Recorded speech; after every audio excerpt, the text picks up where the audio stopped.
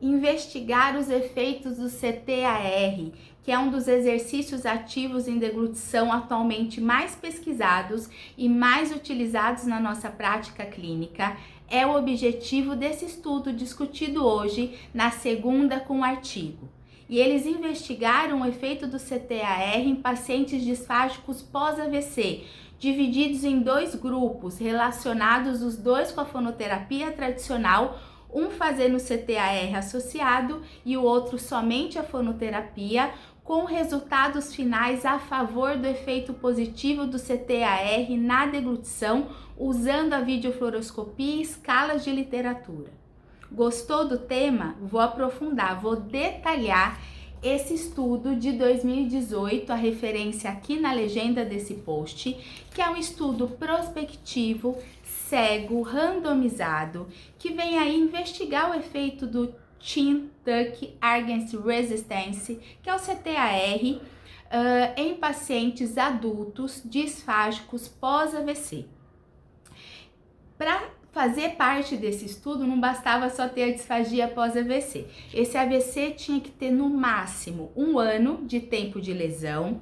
Além disso, os pacientes tinham que ter a habilidade de deglutir de forma voluntária, uma pontuação no Mini-Mental de 20 ou mais para assegurar aí a compreensão da solicitação da atividade. Eles tinham que ter a capacidade de sentar numa cadeira sem assistência e a habilidade em usar o dispositivo do CTAR usado para essa pesquisa. A primeira descrição do CTAR vem com a proposta do uso de uma bolinha de mais ou menos 12 centímetros de diâmetro. Aqui eles usaram outro dispositivo, eu vou colocar o print no final da gravação.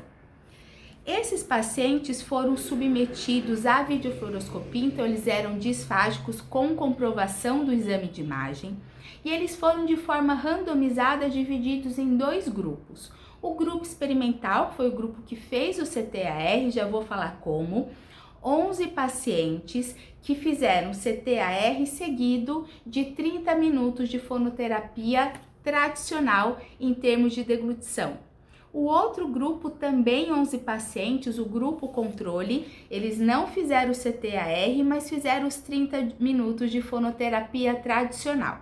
Os 2 grupos recebendo essa intervenção uma vez ao dia, durante 5 vezes na semana, durante 4 semanas, durante 1 mês de intervenção.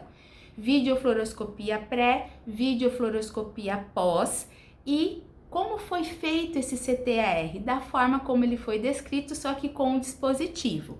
Então, o paciente era orientado a fazer um movimento isométrico por 60 segundos, 3 repetições, então com a colocação do dispositivo, o maior uso de força possível, segurando por 60 segundos, descansa 60 segundos, fazendo isso por 3 vezes, seguidos de movimento isotônico por 30 repetições. Então, desce e sobe por 30 vezes.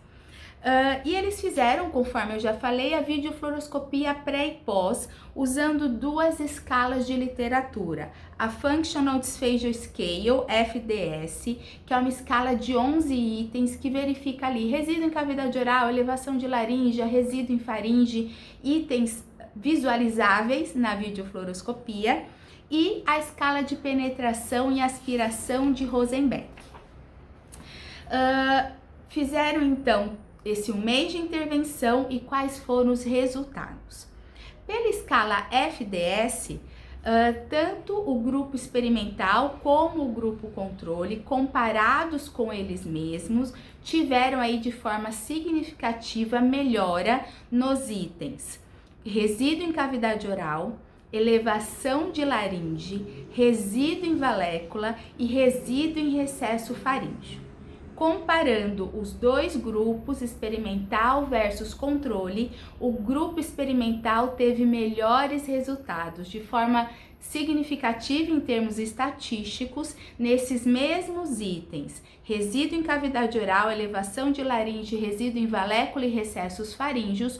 O grupo que fez o CTAR teve melhor resultado. Eu vou falar um pouquinho aqui dos números muito rapidamente, tá? Pegando resíduo.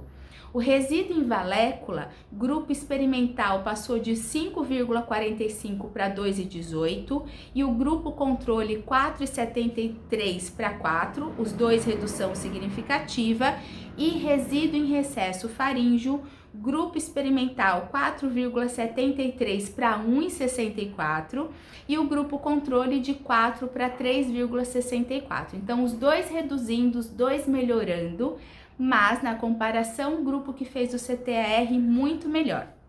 Escala de penetração e aspiração de Rosenbeck, novamente resultado semelhante, redução mais significativa no grupo experimental. Então, na comparação dos dois grupos, o grupo experimental, o grupo que fez o CTAR, teve melhores resultados do que comparado ao grupo controle, esse melhor resultado com significância estatística, e entre grupo, o grupo experimental com ele mesmo e o grupo controle com ele mesmo, também com significância estatística, redução aí da pontuação da escala de penetração e aspiração, o que significa melhor proteção da via aérea inferior. Trazendo números, grupo experimental na escala de penetração e aspiração de 5,73 para 3,55 e no grupo controle de 5,18 para 4,73 em média. Bom, resultados, ele inicia a discussão assim, foram os autores a discussão assim, o quanto a disfagia nesse perfil de paciente melhorou com a intervenção tradicional, mas melhorou ainda mais com a intervenção tradicional associado com o exercício do CTAR, e o quanto esse exercício, a explicação, é a ativação da musculatura supraioide, que está aí super relacionada, toda dinâmica em termos de função de deglutição, e que os resultados positivos se devem possivelmente a isso. E aí eles trazem duas informações de literatura que eu gostaria de trazer aqui um pouquinho mais de destaque. Primeiro, o quanto que a ativação de musculatura supraioide traz um impacto em deglutição, e não foi somente na questão faríngea, também o impacto na redução de resíduos em cavidade oral, então mostrando o fortalecimento da musculatura. E aqui vai uma observação importante, era o CTAR de fortalecimento, aí uma estratégia periférica, de força, mas associado com a fonoterapia, associado com a função depois, trazendo aí, pensando que é uma disfagia neurogênica, todo o aprendizado motor decorrente desse ganho periférico em termos de musculatura. E o quanto as pesquisas com CTAR, e isso é que eu quero mais desenvolver aqui com vocês, eles colocam a necessidade de um treinamento prévio para conseguir usar esse dispositivo para daí iniciar a pesquisa. Aqui os autores não fizeram esse treinamento prévio, mas eles colocam uma observação muito importante, o quanto no decorrer da realização do CTAR no grupo experimental, o terapeuta ali responsável pela reabilitação da deglutição estava o tempo todo ajustando e corrigindo o movimento.